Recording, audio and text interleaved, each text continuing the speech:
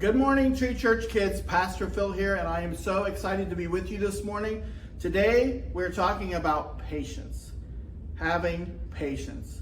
That means when you're waiting on something, you do it with a good attitude. You don't complain that you don't have it yet. You don't worry about the fact that it hasn't happened yet. That is so hard. Isn't patience hard?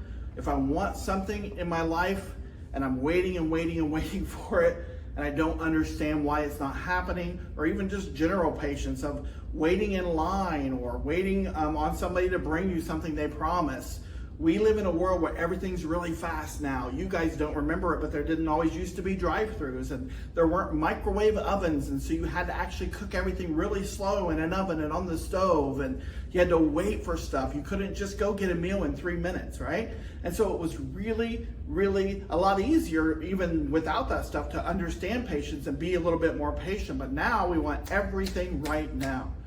Patience is hard. Joseph is the perfect example of patience, because Joseph's life, even though he ended up basically being a king and he's in the Bible, so he was this really good person that God ended up using his life in a great way, had an awful life all the way through. Bad things just kept happening. His own brothers wanted to kill him, and he had to have patience in that situation.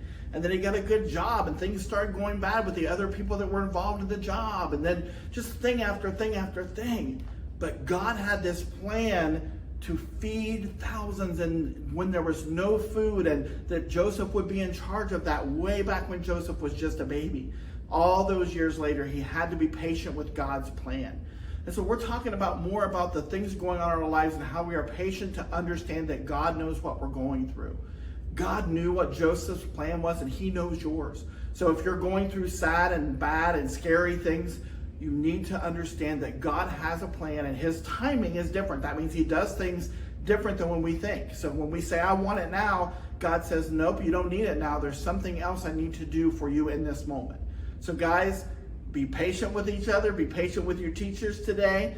And we're going to watch the video about Joseph's life and have a great discussion in your group. And then we'll be back for large group. See you in a few minutes.